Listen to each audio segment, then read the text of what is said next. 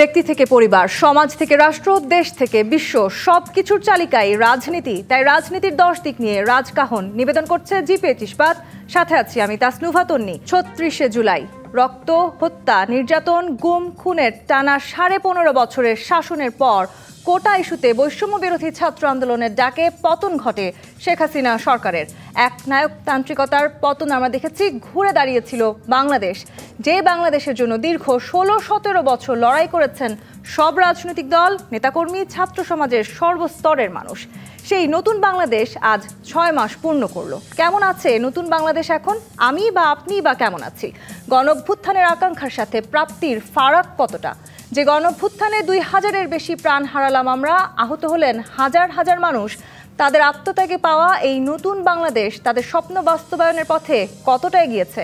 এইসব প্রশ্নের উত্তর খোঁজার চেষ্টা করব আজকে রাজকাহন আলোচনায়। স্টুডিওতে আছেন বিএনপি চেয়ারপারসনের উপদেষ্টা আতাউর রহমান ঝালি, আছেন জাতীয় পার্টির নেতা ও সাবেক প্রতিমন্ত্রী গোলাম সারওয়ার মিলন, এবং আছেন বাংলাদেশ বিপ্লবী ওয়ার্কার্স পার্টির সাধারণ সম্পাদক সাইফুল হক। স্বাগত জানাচ্ছি আজকের রাজকাহনে। সাইফুল হক, আপনাকে দিয়ে শুরু করি। ঠিক 6 মাস আগে যেই 36শে জুলাইয়ের কথা আমরা বলছিলাম, যে এই জুলাই আমাদের জন্য দীর্ঘ হয়েছিল, যে জুলাই আমরা রক্ত দেখেছি, নির্মমভাবে হত্যা দেখেছি, নির্যাতন দেখেছি, এবং সেই ফ্যাসিস্ট সরকারের অবশেষে পতনও দেখেছি। এই সব কিছুই মূলত হয়েছিল একটি গণতান্ত্রিক বাংলাদেশ পাবার লক্ষ্যে। সেই গণতান্ত্রিক যাত্রা শুরু হয়েছে, সেই যাত্রায় আমরা ঠিক কতখানি এগোতে পেরেছি এই 6 মাসে? আপনাকে ধন্যবাদ। আমার দুজন প্রিয়ভাজন দুই নেতা, তাদেরকে শুভেচ্ছা জানাই। যারা দেখছেন আপনাদেরকেও আমি শুভেচ্ছা জানাই। আমি শুরুতেই আমাদের এই ঐতিহাসিক ছাত্র শ্রমিক জনতার যে গণঅভ্যুত্থানে যারা শহীদ হয়েছেন, আমাদেরও পার্টির কয়েকজন শহীদ হয়েছেন, আমি সকল শহীদদের সংগ্রামী স্মৃতির প্রতি গভীর শ্রদ্ধা জানাই। শহীদ পরিবার এবং আহতদের পরিবারের প্রতি গভীর সমবেদনা জ্ঞাপন করি। সরকারের ঠিক এই মুহূর্তে আমি যখন আপনার এই টক শোতে আমরা যখন হাজির হয়েছি, এই মুহূর্তে বাংলাদেশ কেমন আছে আপনি শিরোনামে আপনি যেটা দেখাচ্ছিলেন, 8টার পর থেকে আপনি বলছিলেন নিউজে বিক্ষুব্ধ ছাত্র জনতা 32 নম্বরে তারা হামলা করেছেন, কর্মসূচি চালাচ্ছেন বুলডোজার 32 নামে। বুলডোজার 32 নামে সেটা চলছে। সেটা এটা কখন? অভ্যুত্থানের আজকে 5 তারিখ, 6 মাস পূর্ণ হলো এই দিনে। তো সুতরাং এটা 6 মাস পরে এ ধরনের একটা দৃশ্য আমরা নিশ্চয়ই কেউ দেখতে চাই না। এটা অত্যন্ত অনাকাঙ্ক্ষিত একটা দৃশ্যের জায়গাটা। প্রথম তাহলে এটা একটা সিম্বলিক, আমরা কেমন আছি, বাংলাদেশ কেমন আছে, এটা তার একটা বহিঃপ্রকাশ। প্রথমত আমরা যেটা মনে করি যে আমি আজকের ঘটনাটা দিয়ে বলতে চাই, পতিত সরকারের প্রধানমন্ত্রী শেখ হাসিনা তিনি ঘোষণা দিয়ে ছাত্রলীগের ভেরিফাইড ফেসবুকে তিনি একটা বক্তব্য তিনি দিয়েছেন। সেই ঘটনায় যে উত্তেজনা তৈরি হয়েছে, সেই ঘটনায় যে প্রবল যে বিক্ষোভের একটা বহিঃপ্রকাশ আছে, এটাকে 32 নম্বর অভিমুখী কর্মসূচি তার বহিঃপ্রকাশের একটা বিষয় হিসাবে এটাকে অনেকে দেখছেন বা আখ্যায়িত করছেন। আমি বলছি এটা একটা হ্যাঁ, অনেক একটা ক্ষোভের বহিঃপ্রকাশ হিসাবে এটাকে বলা, এটাকে এভাবে অনেকে এটাকে বলছেন বা হয়তোবা বলবেন। এবং আমি প্রথম বলতে চাই, শেখ হাসিনার এই বক্তৃতাটা 6 মাস পরে, যখন তার দরকার ছিল তার অপরাধের জন্য, গণহত্যার জন্য, 16 বছরের অপরাধের জন্য তাকে ক্ষমা প্রার্থনা করা, দুঃখ প্রকাশ করা, যখন উচিত ছিল বাংলাদেশে তিনি মুক্তিযুদ্ধের পরে সবচেয়ে বড় হত্যাকাণ্ডের জন্য তিনি করজোড়ে বাংলাদেশের মানুষের কাছে তিনি তার অবস্থান ব্যাখ্যা করবেন, ক্ষমা প্রার্থনা করবেন, না যে আমি তার পুরো বক্তৃতা শোনার সুযোগ হয়নি। তার এই বক্তৃতার মধ্য দিয়ে মনে হচ্ছে এটা একটা প্রি প্ল্যান একটা বক্তৃতা, এবং এটা তিনি একটা অভিযুক্ত, তিনি একটা হত্যা মামলার অনেকগুলো মামলা তিনি এখন অভিযুক্ত। বাংলাদেশ তাকে প্রত্যর্পণ চুক্তিতে তাকে বাংলাদেশে ফেরত আনার জন্য ইতিমধ্যে আলোচনা হয়েছে, তার বিরুদ্ধে রেড অ্যালার্ট জারি হয়েছে। সে সময় এরকম একটা বক্তৃতা মানে আগুনের মধ্যে ঘি ঢালার মতন একটা পরিস্থিতি।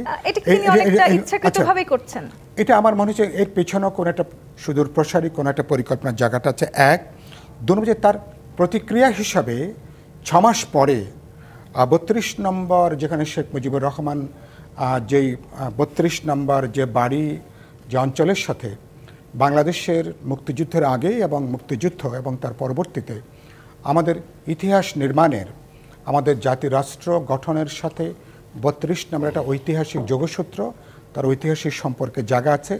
এটা শুধুমাত্র আওয়ামী লীগের প্রশ্ন নয়, এটা তখন ৭.৫ কোটি মানুষ বা এখন ধরুন যে মানুষরা গত ৫৪ বছরে বেড়ে উঠেছে, এটা এখন একটা ঐতিহাসিক একটা স্থাপনার পর্যায়ে।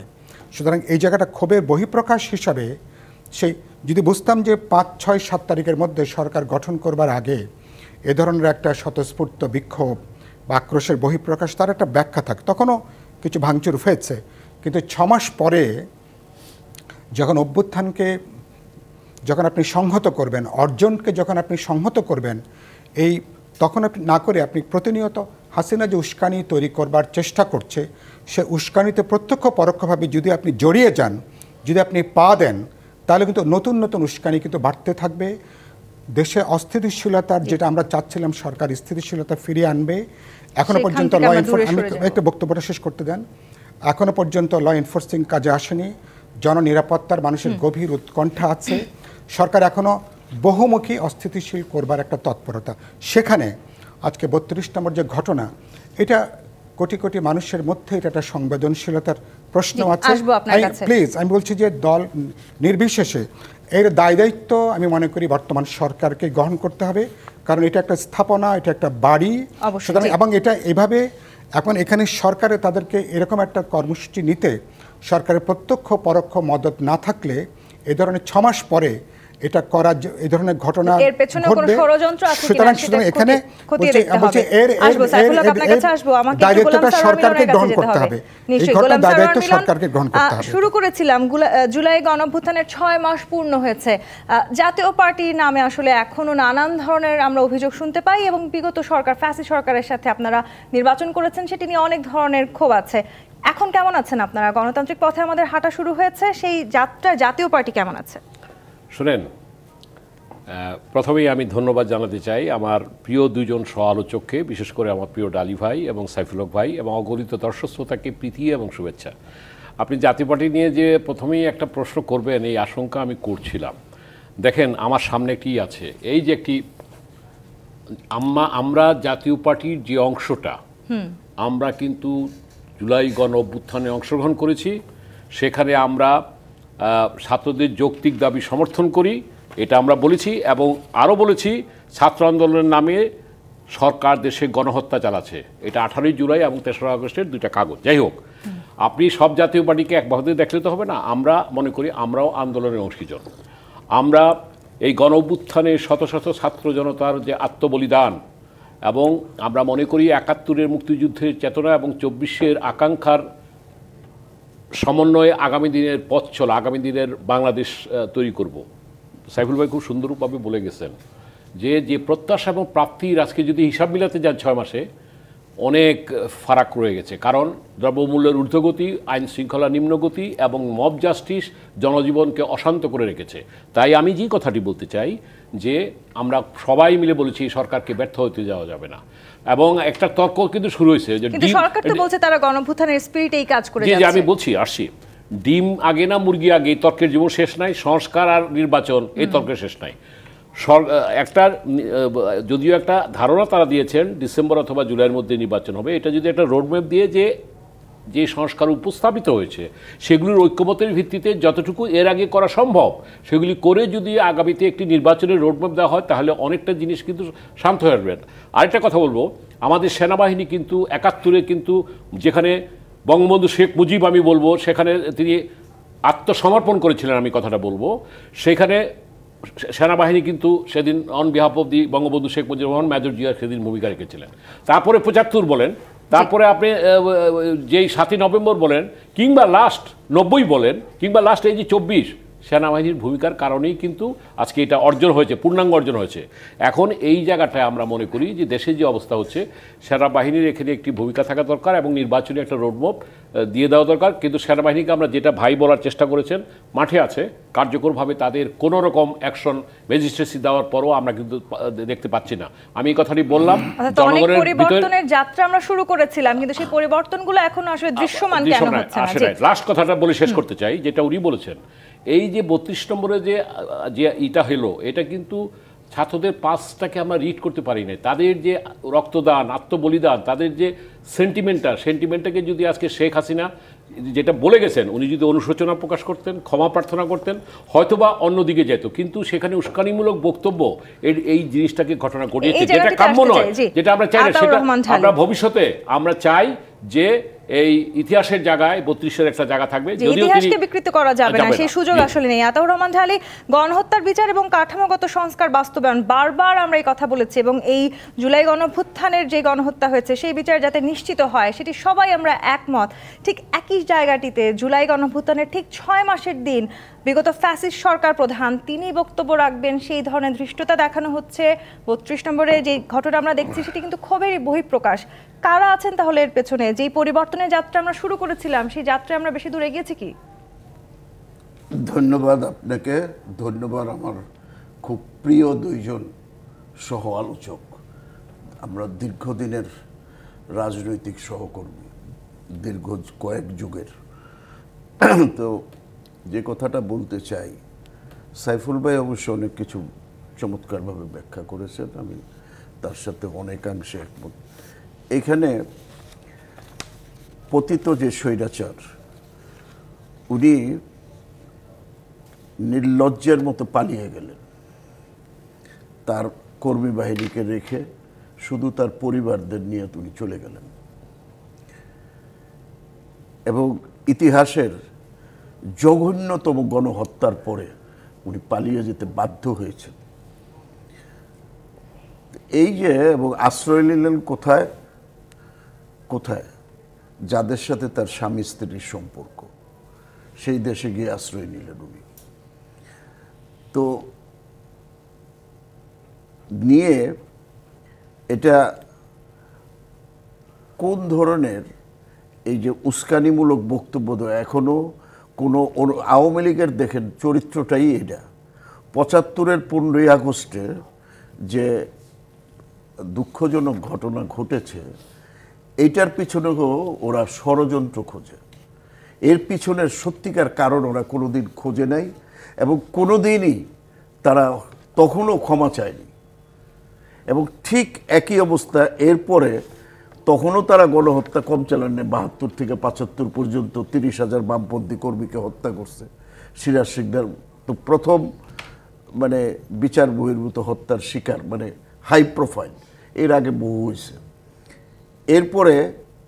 এরপরে যখন তারা ক্ষমতায় আসছে, কিন্তু তারা কিন্তু জনগণের কাছে তাদের কুকর্মের জন্য কখনোই তারা ক্ষমা চায়নি।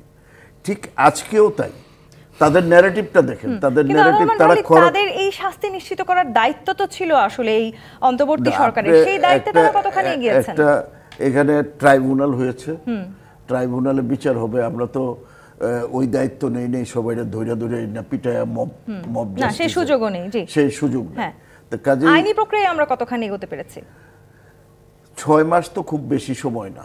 6 মাস যে খুব বেশি সময় তাও না। তারপরও আমি বলবো যে আইনি প্রক্রিয়ায় যে কাজগুলো আগাচ্ছে, যদিও অনেকটা মানে এই যে 16 বছরের জঞ্জাল, আপনি 6 মাসে আমাদের প্রত্যাশা তো অনেক বেশি। নিশ্চয়ই, হ্যাঁ, প্রত্যাশার সাথে বাস্তবতাকে মিলাইতে হবে।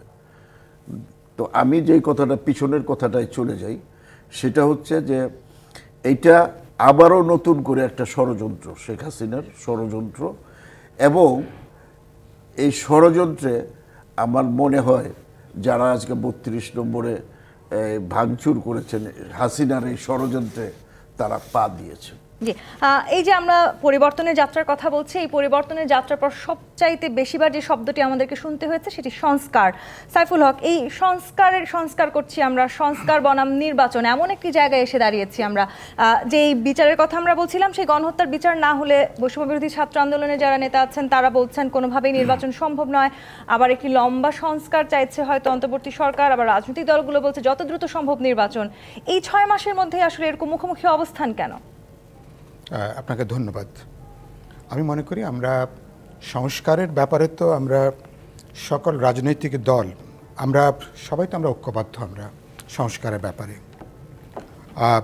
এবং সরকার ইতিমধ্যে এই সংস্কার নিয়ে তো সবার এক ধরনের ব্রডলি একটা জাতীয় ঐক্যমতের প্রশ্ন আছে, একটা ঐক্যমতের জায়গা আছে। আমরা আমাদের বিভিন্ন দফাতে 31 দফাতে আমরা তো পাবলিকলি আমাদের অঙ্গীকার আছে যে আমরা কিভাবে একটা গণতান্ত্রিক জবাবদিহিমূলক রাষ্ট্র সরকার সংবিধান আমরা তৈরি করব, এটা একটা। এবং সংস্কার এবং নির্বাচন দুটো পরস্পর বিরোধীভাবে যেভাবে অনেকে হাজির করতে চান, খুবই ভুল উপস্থাপন এটা, এবং এটা খুব অন্যায় এটা। সুতরাং আমরা মনে করি যে সংস্কার এবং নির্বাচনের জায়গাটা যেটা এখন প্রত্যেকেরই আলোচনার ভেতরে আছে, এটা বাকিটা নির্ভর করে সরকারের প্রজ্ঞা এবং দূরদর্শিতার উপরে। কতখানি সবাইকে এনগেজ করে আলাপ আলোচনা করে তারা সরকার দাঁড়াবে কোথায়, যেখানে ন্যূনতম ঐক্যমত আছে, যেখানে আমরা বটম লাইনে আমরা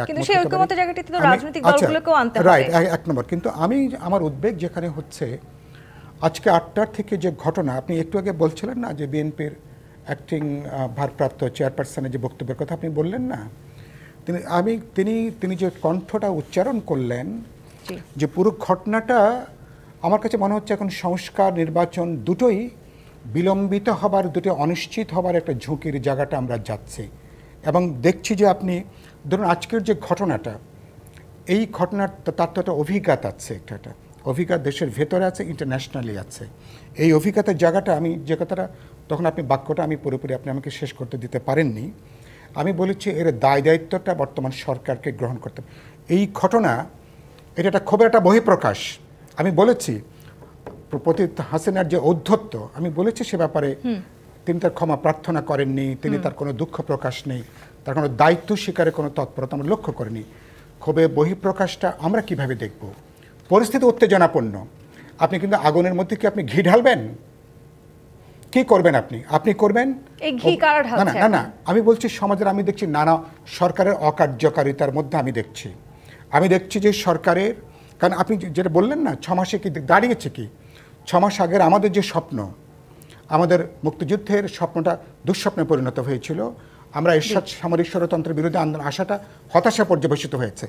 এবার যে সমস্ত ঘটনাবলী ইতিমধ্যে আমরা দেখছি, মানুষের কিন্তু স্বপ্নভঙ্গ ঘটছে, মানুষ কিন্তু আশাহত হচ্ছে। এই জায়গাগুলো থেকে সরকার কিন্তু ট্র্যাকটা হারিয়ে ফেলছে।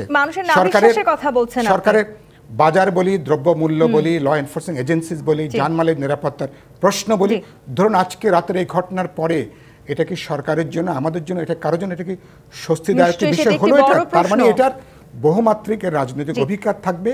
এবং এটার সরকার, আমি যেটা মনে করি সরকারের উচিত তো সরকারের মতন করে সরকারকে বিহেভ করা। আপনি বিক্ষুব্ধ ছাত্র জনতার কথা বলে সরকার কিন্তু আজকের ঘটনার দায় কিন্তু সঙ্গে এড়িয়ে যাওয়ার কোনো সুযোগ নেই। জবাবদিহিতা আমরা এখন কতখানি নিশ্চিত করতে পেরেছি সেটি নিয়েও যেমন প্রশ্ন আছে, তেমনি আসলে এই সরকারের আমলের ঠিক আগ মুহূর্তে অর্থাৎ 6 মাসের আগ পর্যন্ত 35 জুলাই পর্যন্ত বাংলাদেশে যে সমস্যাটি সবচাইতে বেশি ছিল সেটি হয়তো দ্রব্যমূল্য। সেই জায়গাগুলো নিয়ে আমরা আলোচনা করতে চাই। জি25 পাত নিবেদিত রাজকাহন থেকে বিরতি নিয়ে ফিরছি, সাথেই থাকুন। আরও একবার আমন্ত্রণ জি25 পাত নিবেদিত রাজকাহনে। আতাউর রহমান ঢালি, আমি জানি না আপনি নিয়মিত বাজার করেন কিনা, কিন্তু আমার ধারণা আপনি যখন আসা যাওয়ার পথে টিসিবির ট্রাক দেখেন, সেই লাইন কতখানি দীর্ঘায়িত হচ্ছে সেটি আপনার নজরে আমার ধারণা পড়ার কথা। দ্রব্যমূল্য সাধারণ মানুষের ক্রয় ক্ষমতার মধ্যে রাখতে না পারায় আওয়ামী লীগ সরকারের প্রতি মানুষের বড় ধরনের ক্ষোভ জন্মেছিল, সেটি আমাদের দ্বিমত পোষণ করার কোনো সুযোগ নেই। সেই ক্ষোভ এই 6 মাসে এই পরিবর্তিত বাংলাদেশে কতখানি কমেছে? দ্রব্যমূল্যের যেটা নিয়ন্ত্রণে রাখার দরকার ছিল সেইটা নিয়ন্ত্রণে রাখা যায়নি। আগের মতো না থাকলেও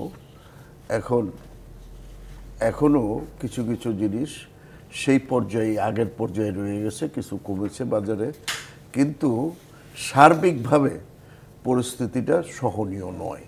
এটা বলা যায় যে দ্রব্যমূল্যের ঊর্ধ্বগতি যাচ্ছে। ট্রাকের লাইন বেড়েই চলছে। ট্রাকের লাইন যেতে আসতে তো দেখি, বাজারেও যাই, এমন না যে বাজারে যাই না, বাজারে। এই 6 মাসে কোনো কিছুর দাম কমতে দেখেছেন? যদিও কোনো কারণে কমে, কিন্তু মানে পরের সপ্তাহে দেখা যায় আবার, মানে এই যে ডিমান্ড সাপ্লাইয়ের ইন্টারেকশন অথবা এই মজুতদারির কারণে যেটাকে কন্ট্রোল করতে পারছে না এই সরকার। কেন পারছে না? তাদের এগুলো অবব্যবস্থা আছে, তাদের দুর্বলতা আছে, তাদের আমার মনে হয় যে ম্যানেজমেন্ট প্রবলেম এবং কোঅর্ডিনেশনের সমস্যা বিশাল এই গভর্নমেন্টের ভিতরে। এগুলোর কারণে আমার মনে হয় যে তারা অনেক কিছু, দুইটাই অবনতির দিকে, আইন শৃঙ্খলা পরিস্থিতি এবং দ্রব্যমূল্য, এই দুইটাই একটা এমন জায়গায় গেছে। এগুলোর থেকেই আজকে এই যে মানে জনগণের দৃষ্টি ভিন্ন দিকে ফিরিয়ে দেওয়ার জন্য আজকে দরকার অতি দ্রুত একটা নির্বাচনের দিকে ধাবিত হওয়া। নির্বাচনকে করে একটা নির্বাচিত সরকার ক্ষমতায় আসলে এই জিনিসগুলি, তখন তারা একটা নির্বাচিত সরকার যেভাবে হ্যান্ডেল করতে পারে তারা এইভাবে হ্যান্ডেল করতে পারছে না জিনিসগুলো। এবং অনেক প্রশ্নে আমরা দেখছি যে তারা রাজনৈতিক দলগুলোকে এড়িয়ে যাচ্ছে। কি কারণে? কারণ আমার কাছে মনে হয় যে ডক্টর ইউনূস সাহেবের নতুন রাজনৈতিক দলকে সমর্থন করার মধ্য দিয়ে আমার মনে হয় যে দীর্ঘদিন এটাই তার পরিকল্পনায় ছিল বলেই এই জিনিসটাকে যদি রাজনৈতিক দল উনি নিজে মানে সমর্থন না দিতেন, তাহলে এই রাজনৈতিক দলগুলোর সাথে বিএনপি সহ অন্যান্য রাজনৈতিক দলগুলোর সাথে বিএনপি আমরা যেভাবে সমর্থন দিয়েছিলাম আলাপ আলোচনা করে এই সমস্তগুলো সমাধান করার একটা রাস্তায় অন্তত যেতে পারত। কিন্তু তারা কিন্তু সেই দিকে তাদের কোনো খেয়াল নেই। তাদের খেয়াল বিতর্ক, প্রত্যেকটা জায়গায় বিতর্ক জড়ানো, যে উপজেলা আগে স্থানীয় সরকার নির্বাচন না এইটা, তারপরে সংস্কার আগে না, এক একটা সময়ে তারা এক এক বক্তব্য দিয়ে একটা জনগণের দৃষ্টিকে, হ্যাঁ, এর মধ্য দিয়ে পার্থক্য বাড়ছে। এবং এর মধ্য দিয়ে যারা ষড়যন্ত্র করছে তাদের এই বক্তব্যের কারণে ষড়যন্ত্রকারীরা ষড়যন্ত্র করার সুযোগ পাবে। সেটাই আমাদের অ্যাক্টিং চেয়ারপারসন তারেক রহমান খুব স্পষ্টভাবে এই কথা বলেছেন। নানানভাবে আসলে বিভিন্ন জায়গায় যদি আমরা সংস্কার দ্রুত করতে না পারি কিংবা যদি নির্বাচন আসলে দ্রুত না হয়, সেক্ষেত্রে ষড়যন্ত্রের মাত্রা বাড়তে পারে। সেই শঙ্কা সব রাজনৈতিক দল করছে। গোলাম সারওয়ার মিলন, আইন শৃঙ্খলা বাহিনীর কথা বলছিলেন আমাদেরকে আতর রহমান ঢালী। আইন শৃঙ্খলা পরিস্থিতি বড় চ্যালেঞ্জের মুখে আছে এই অন্তর্বর্তী সরকার, এবং সেটি একেবারে প্রথম দিন থেকেই এই আইন শৃঙ্খলা বাহিনীকে পরিবর্তন না করে নির্বাচন কতখানি সুষ্ঠু হবে সেটি নিয়েও বড় বিতর্ক আছে। এবং আইন শৃঙ্খলা বাহিনীর কারণে হোক কিংবা যে কোনো বিষয়ে আসলে এই অন্তর্বর্তী সরকারের সাথে রাজনৈতিক দল এবং বৈষম্য বিরোধী ছাত্রদের এক ধরনের দূরত্ব সুস্পষ্ট হচ্ছে। সেটি কতখানি কমিয়ে আনা সম্ভব, কিভাবে সম্ভব? দেখেন, আমরা 5ই আগস্ট একটা আধিপত্যবাদ বিরোধী, ফ্যাসিবাদ বিরোধী একটি নতুন বাংলাদেশ বিনির্মাণের একটি স্বপ্ন নিয়ে সব দল মতের বিশেষে সরকারকে সমর্থন দিয়েছিল। আজকের প্রেক্ষাপটে দাঁড়িয়ে প্রত্যাশা প্রাপ্তির হিসাব নিকাশ করতে গিয়ে আপনি যেটা দেখলেন, আইন শৃঙ্খলা আজকে তার জায়গায় ঠিক মতো নাই, গুড গভর্নেন্স নাই। আজকে দ্রব্যমূল্যের ঊর্ধ্বগতি যে প্রশ্নটা ডালি ভাইকে আপনি করলেন, তার সাথে আপনি দেখেন চাঁদাবাজি, দখলবাজি, এটাতে কন্ট্রোল করা যাচ্ছে না। সুতরাং এই জিনিসগুলো একটা কারণ। আপনি যেটা বললেন যে আইন শৃঙ্খলা, এবং সেখানে আমি আমার বক্তব্যে প্রথমার্ধে বলে গেছি যে সেনাবাহিনী, আমি মনে করি তারা ইতিহাসের বাঁকে বাঁকে তারা যথাসময়ে সেই ভূমিকা পালন করেছিল। এখন কিন্তু তারা সেই ভূমিকাটা গভর্নেন্সের প্রশ্নে পালন করছে না। আমি তাই মনে করি যে ছাত্ররা যে কথাটা দুই ভাই বললেন, আমি ব্যক্তিগতভাবে ছাত্ররা নতুন রাজনীতি করবে, নতুন দল করবে, তাদেরকে স্বাগত জানাতে চাই। কিন্তু সেটা স্বাগত আরও নতুন দল হতে পারে। যেমন আমরা যে দল করি এটাকে তো আমরা রিফর্ম করে আমরা আগানোর চিন্তা করতেছি আগামী দিনের বাংলাদেশের জন্য। কিন্তু কথা হলো তাই বলে সেই ছাত্রদের নতুন দল নিয়ে আপনাদের মাঝে অনেক ধরনের শঙ্কা কাজ করছে, আশঙ্কা কাজ করছে, তারা বলার চেষ্টা করছে, ভীতিও কাজ করছে। আমি একটা কথা বলি, দেখেন, জিয়াউর রহমান সাহেব যখন বিএনপি করলেন, আমরা তো ছিলাম তখন, ইট ওয়াজ এ কিংস পার্টি। আপনার এই জাতীয় পার্টি যখন ইট ওয়াজ এ কিংস পার্টি। এখন সেই অর্থে কিংস পার্টি, ওই যে ইউনূস সাহেব, আমার মনে হয় না উনি কোনো মানে নিজের জন্য দল করবেন। হয়তো এখানে কোনো উপদেষ্টা থাকতে পারে এবং সেখানে কথা আসছে তাদেরকে পদত্যাগ করতে হবে। আমি যেটা বলতে চাই যে এই যে আজকে যে ঘটনাটা 32 নম্বরে গেল, এটা কোনো বিবেকবান মানুষ, কোনো রাজনৈতিক সচেতন মানুষ এটা সমর্থন করতে পারে না। অবশ্যই এটা ঠিক, এখানে আমি ভাইয়ের সাথে, সাইফুল হক ভাইয়ের সাথে সম্পূর্ণ একমত। এটার জন্য কিন্তু শেখ হাসিনা, আমি মনে করি আজকে শেখ হাসিনা জয়ী হয়েছে, এবং এই যে যারা করেছে তাদের আবেগের বহিঃপ্রকাশ ঘটেছে। কিন্তু তাদের যে শেখ হাসিনার যে ষড়যন্ত্র, এখানে নারায়ণ তাকবীর স্লোগান দিয়ে শেখ মুজিবের বাড়িতে হামলা, এটা কিন্তু অন্য অর্থ বহন করে, এবং ইন্টারন্যাশনালি এটা শো করানো হবে যে এখানে ইয়ের উত্থান হচ্ছে। এই 6 মাসে ষড়যন্ত্রের জাল আরো ঘনীভূত হচ্ছে।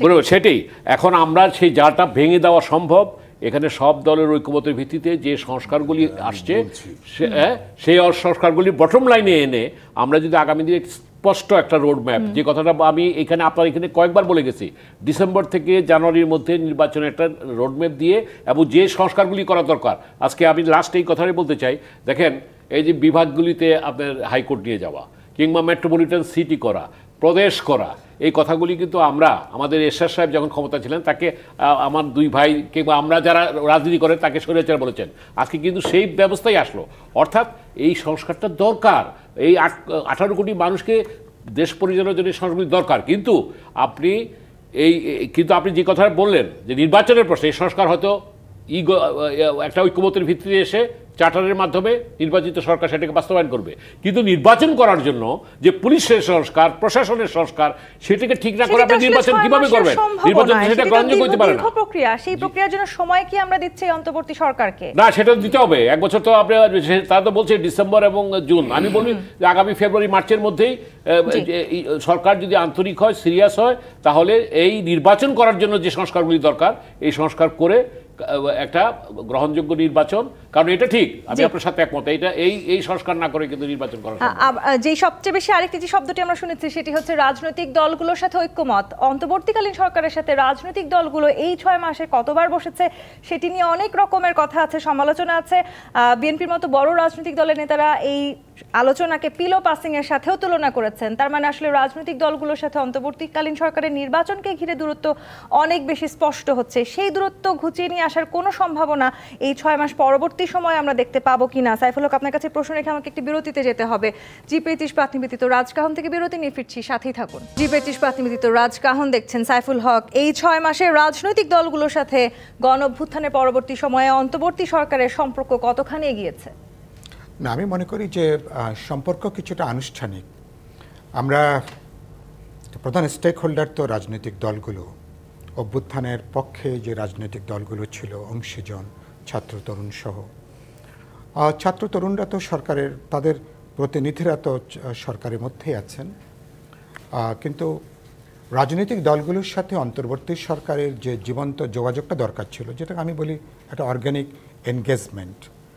আপনি নানা ইস্যুতে আপনি কথা বলবেন, আলোচনা করবেন, বোঝাপড়া তৈরি করবেন এবং একটা কনসেনসাস তৈরি করে আপনি বিভিন্ন গুরুত্বপূর্ণ পদক্ষেপ আপনি গ্রহণ করবেন।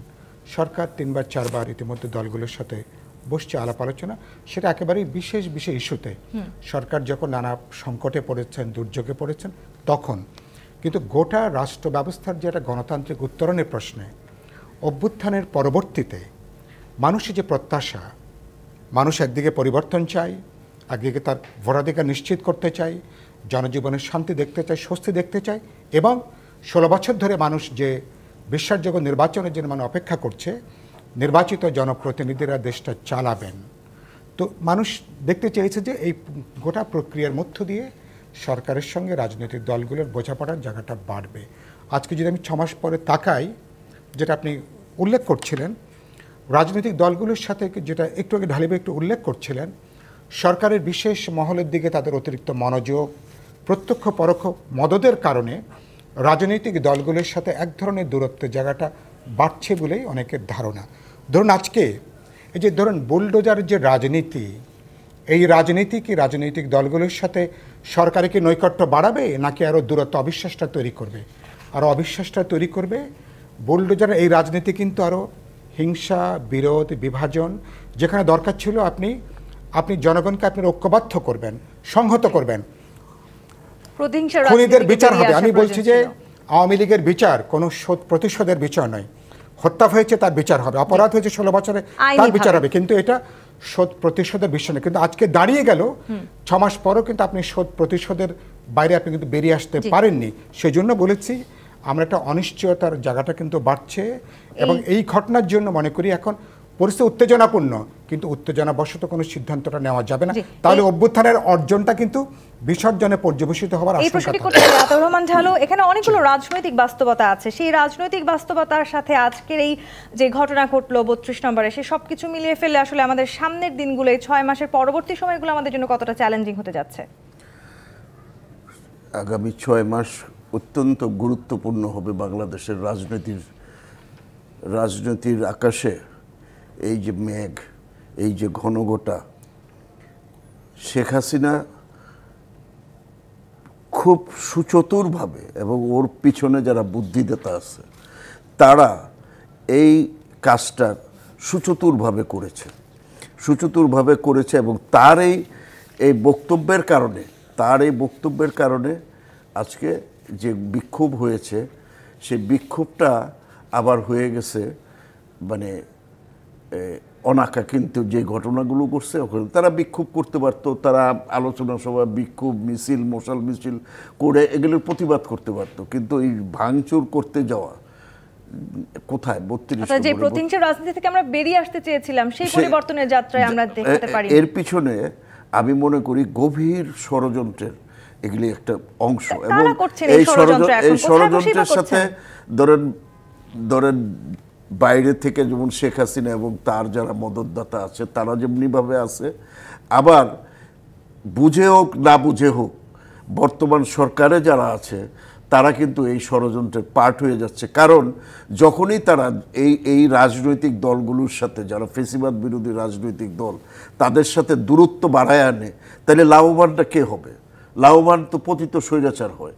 তাহলে কাজেই এইগুলোকে মাথায় যদি আগামী দিনগুলোতে নির্বাচন আছে এবং এই যে ঘটনাগুলো, এই ফ্যাক্টরগুলোকে যদি মাথায় না রাখে, তাহলে বাংলাদেশের জন্য আবার আরেকটা কালো অধ্যায় নেমে আসছে। অর্থাৎ এই সরকারের সামনে যেমন চ্যালেঞ্জ ছিল, এখনো আসলে আরো অনেক চ্যালেঞ্জ আছে। গোলাম সরওয়ার মিলন, এই 6 মাসে নানানভাবে আসলে উস্কানি দেবার চেষ্টা করা হয়েছে, সাম্প্রদায়িক উস্কানির কথাও আমরা দেখেছি, নানানভাবে সেই চ্যালেঞ্জগুলো হয়তো মোকাবেলাও করতে পেরেছি আমরা কোনো না কোনোভাবে। তার মানে কি আসলে শুধু চ্যালেঞ্জই মোকাবেলা করতে হবে আমাদের, নাকি আসলে সুষ্ঠু নির্বাচন নিয়ে ভাবার সময় পাবো? দেখেন, বাংলাদেশ জন্মের পর থেকেই একটা সাম্প্রদায়িক সম্প্রীতির দেশ। এখানে কিন্তু আমরা ধর্মভীরু, আমরা কিন্তু কখনই ধর্মান্ধ ছিলাম না, এটা কিন্তু মাথায় মনে রাখতে হবে। তাই আজকে যারা এটা তালিবানি স্টাইলে কেউ কিছু করতে চায় তারা কিন্তু ভুল করবে। আমি সাইফুল হক ভাই এবং ডালি ভাই যথাযথ বলেছে, দেশে এখন ধরেন একটা 2টা বড় স্টেক হোল্ডার আছে। একটা আছে জাতীয়তাবাদী দল, যারা জাতীয়তাবাদের কথা বলে, বড় স্টেক হোল্ডার, এটা অস্বীকার করেও পারে না। আরেকদিকে জামাত ইসলাম এবং ইসলামিক লাইনের। আজকে দেশের এই বিরাজমান রাজনৈতিক প্রেক্ষাপটে মধ্যপন্থী, যেখানে জাতীয়তাবাদ থাকবে, মূল্যবোধ, ধর্মীয় মূল্যবোধের কথা থাকবে, ধর্মীয় স্বাধীনতা থাকবে, এই মধ্যপন্থী একটি নতুন রাজনৈতিক দল কিংবা উদ্যোগ, এটা একটা অনিবার্য হয়ে পড়েছে। কারণ এটা না হলে কিন্তু যে ষড়যন্ত্রের কথা বলছেন, আমরা সেই প্রত্যাশা থাকতে চাই, ছাত্ররা যেটা করছে করুক। আমাদের কথা হলো কি, যে কথাটা বললেন যে একটা কার্যকর সংলাপ এবং বোঝাপড়া রাজনীতিবিদদের সাথে, যে সংস্কার প্রস্তাব টেবিলে আসছে আমাদের প্রধান উপদেষ্টার কাছে, সেটা যদি, সেই বোঝাপড়াটা যদি এই ফেব্রুয়ারির মধ্যে যদি না হয়, তাহলে আমাদের দেশটা যে ষড়যন্ত্রের কারণে, আবারও বলছি, রিপিট করতে চাই, আজকের ঘটনায় কিন্তু আমার দৃষ্টিতে, আমার কিংবা অনেকের বিশ্লেষণ মতে, এটা কিন্তু শেখ হাসিনা এটাকে মার্কেটিং করার চেষ্টা করবে। কারণ আপনার আবেগ, আমি তরুণদের আবেগকে সম্মান করতে চাই, কিন্তু এই আবেগ এটা যদি বিসর্জনে পরিণত হয়, কারণ আমরা একটা গণতান্ত্রিক ব্যবস্থা চাই। আজকে বিপ্লবের কথা যারা বলছেন, 5 আগস্টের পর যদি বিপ্লবী সরকার করতো, আর যদি বুলডোজার অ্যাকশন যেটা উনি বললেন, কোনো আপত্তি ছিল না।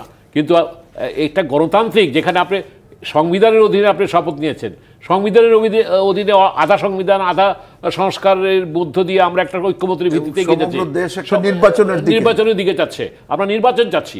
সুতরাং সেই নির্বাচনের আগে এই দল হতে পারে, কিন্তু এই কার্যকলাপগুলি কিন্তু মানুষকে আহত করে, আমাদের মূল্যবোধকে, আমাদের রক্তকরণ হয়।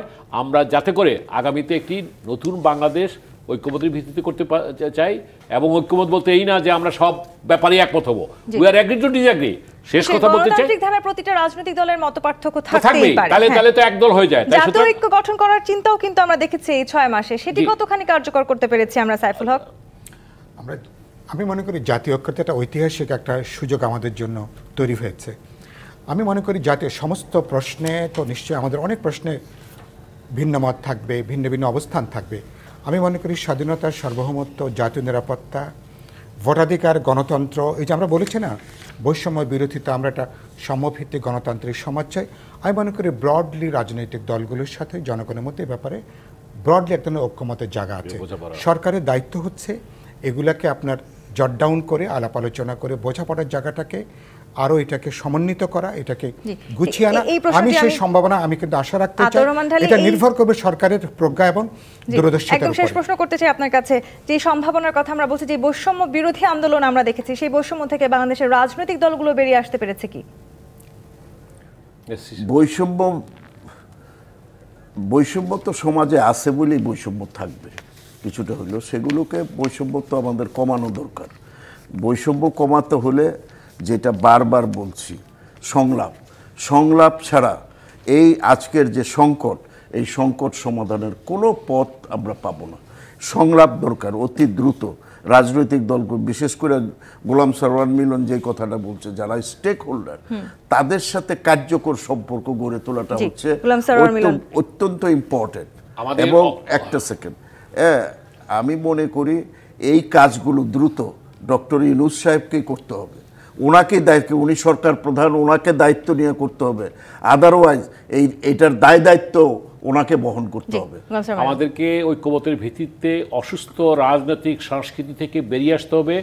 আমরা যেটা বিগত 15 বছরে যে ফ্যাসিবাদী আচরণ দেখেছি, এখন যদি সেই বৈষম্যবিরোধী আন্দোলনের নামে যদি ফ্যাসিবাদেরই আচরণ কিংবা পদক্ষেপ দেখি, তাহলে এটা জনগণ গ্রহণ করবে না। এবং ডাক্তার ইউনূস সম্পর্কে বলবো, উনি শ্রদ্ধেয় ব্যক্তি, গ্রহণযোগ্য ব্যক্তি। আমরা তাকে মনে করিয়ে দিতে চাই, অং সান সুচিও কিন্তু অনেক আন্তর্জাতিক ধন্যবাদ, গোলাম সারওয়ার মিলন। উনি পুরস্কার পেয়েছেন, তাকেও কিন্তু জেল খাটতে হয়েছে। এই সেরকম সরকারকে কোনো আমরা পরিবেশ ব্যর্থ পরিস্থিতি দিতে আমরা চাই না, আসলে দেখতে চাই যাতে না, একটি নিশ্চয়ই। গণতান্ত্রিক বাংলাদেশ, বৈষম্যহীন বাংলাদেশ পরিবর্তনের এই আমরা করে যাত্রায় তুলতে পারি। বাংলাদেশ আরো এগিয়ে যাবে, সেই প্রত্যাশা আমরা রাখতে চাই। আতাউর রহমান ঢালী, গোলাম সারওয়ার মিলন, সাইফুল হক, অসংখ্য ধন্যবাদ আজকে সময় দেওয়ার জন্য।